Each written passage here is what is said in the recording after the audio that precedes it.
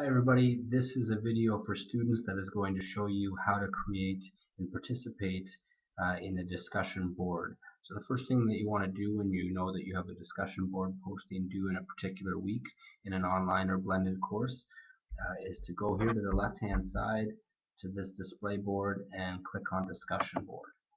That's normally where you're going to find any discussion board, and then there could be numerous different forms here. So in this case there's only one discussion board to post in other cases there could be, it could say week 1, week 3, week 4, week 5. There could be numerous different discussion boards that you could post in. In this case I'm going to look at discussion board number 1. It's got a description here and it's told me that okay, so far there's no post, so I'm the first student to enter into this discussion board so far. So I'm going to click on discussion board post number 1, and sometimes there might already be one thread in here from the instructor that gives you the instructions, or possibly the instructions are in your weekly modules or in your weekly folder. So if I already know the instructions, I'm going to click create thread. Now I'm going to scroll down a bit. I'm going to create a subject. So for this, let's say I'm going to talk about, let's say our discussion is on ethics. So I'm going to talk about ethics opinion. And I'm going to type my response.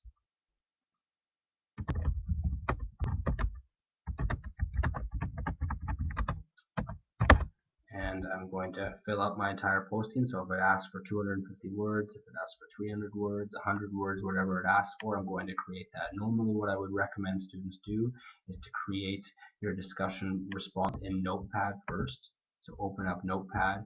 Notepad is better than Word because it gets rid of all the markup formatting that comes in Word. So I would normally create my discussion posting in Notepad here and copy and paste it from here into the discussion board. The good thing about copying and pasting it is in case anything happens, your laptop crashes or your internet goes down or something like that, you've already created it in a Notepad file that can save it, so nothing goes wrong.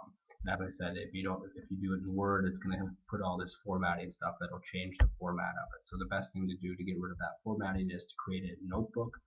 Once I've copied and pasted my answer from Notebook into Blackboard, I'm ready to submit it. Now in some cases I may want to attach a file. Perhaps there's some sort of Word document or PDF or something like that that I want to attach it to. I can attach whatever I want, and once I'm happy with this, I can submit it,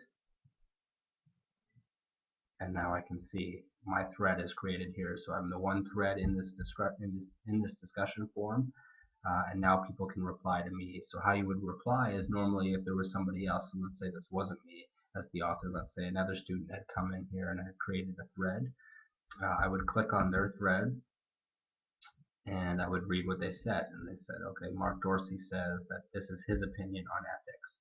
Well, Mark Dorsey, I don't really agree with your opinion, or I do agree with your opinion. And so I would type my reply in here and I would say, hello Mark, interesting comments. Of course I would say something much more substantial than that for my reply. Once I was done, I could also attach another file to prove my point or to back up my claims. Once I was happy with this, I can click submit, and now we've got a thread that contains a posting by one student and a reply by another student, and that's all there is to do to participate in a discussion board. It's fairly straightforward once you know what you're doing.